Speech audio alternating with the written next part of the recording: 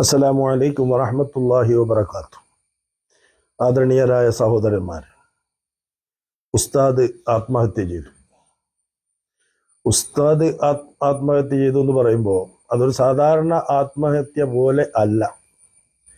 ഒരു ഉസ്താദ് എന്ന് പറയുമ്പോൾ ഒരു ആത്മഹത്യ ചെയ്യുക എന്നുള്ളത് വലിയ പാതകമാണെന്നും അതുമായി ബന്ധപ്പെട്ട എല്ലാ കാര്യങ്ങളും കൃത്യമായിട്ട് അറിയാവുന്ന ഒരു മനുഷ്യനാണ് ഈ ആത്മഹത്യ ചെയ്തിരിക്കുന്നത്.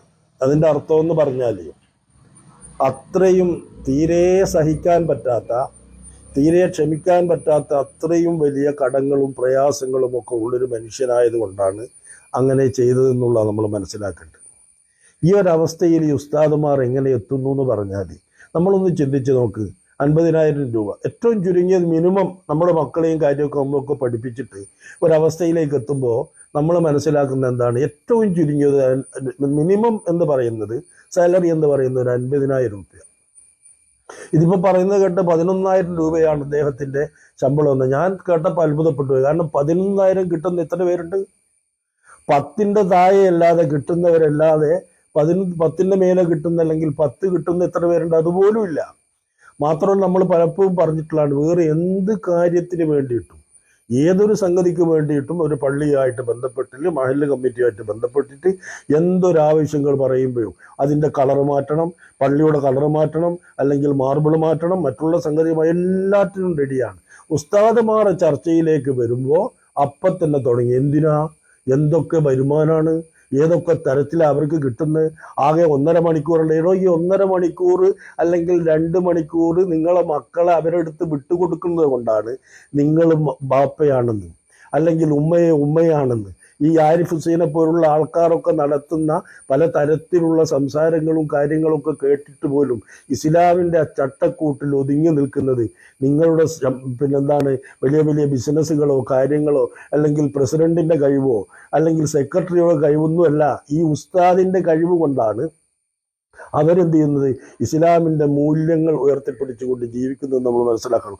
ഇപ്പോൾ അതുമായി ബന്ധപ്പെട്ടിട്ട് ഈ പ്രശ്നം നടക്കുന്നതിൻ്റെ 2 ദിവസം മുമ്പ് എന്നോട് എന്ത് ചെയ്തു എന്ന് വെച്ചാൽ, എന്നോട് ഒരാൾ വന്നിട്ട് പറഞ്ഞു, ഞങ്ങളുടെ മഹല്ല് എന്ന് വെച്ചാൽ വലിയൊരു പള്ളിയിലെ ഖത്തീബിന് കൊടുത്തിരുന്നത് എന്ന വലിയ പെരുന്നാളിന് ശേഷം അവർക്ക് കൊടുത്തിരുന്നത് 1,500 രൂപ. 1.5 ലക്ഷം രൂപ കൊടുത്ത ഒരു പ്രയാസമില്ലാത്ത മഹല്ലാണ്. അത്രയും സാമ്പത്തികമായിട്ട് ഉയർന്നു നിൽക്കുന്ന 1,500 രൂപ. മുഅദ്ദിനാണ് പറയുന്നത്. പാവം എന്തില്ല, ഖത്തീബ് ഇതൊന്നും പറഞ്ഞിട്ട് അയാൾ ഇങ്ങനെ ജീവിച്ചു പോകുന്ന നല്ലൊരു അള്ളാഹുവിനെ ഭയമുള്ള, അല്ലെങ്കിൽ ഖത്തീബ് അല്ലെങ്കിൽ മുഅദ്ദിൻ ഭയമില്ലാത്തതെന്നല്ല പറഞ്ഞു. പക്ഷേ മുഅദ്ദിന് യാതൊരു രക്ഷയില്ലായിട്ട് മറ്റൊരു ഉസ്താദിനോട് പറഞ്ഞു, 500 രൂപ എനിക്കും തന്നു, 1,500 രൂപ അവർക്കുന്നത്. ഒരു പെരുന്നാളിനെ, ഒരു വലിയ പെരുന്നാൾക്ക് കൊടുത്താൽ പറയുന്നത്, മനസ്സിലായില്ലേ? അപ്പൊ ഇത് മാത്രം പറയുമ്പോൾ എന്താണ്? എത്ര വരുമാനമുണ്ട്? ആകെ 1.5 മണിക്കൂറിലാറുണ്ടോ?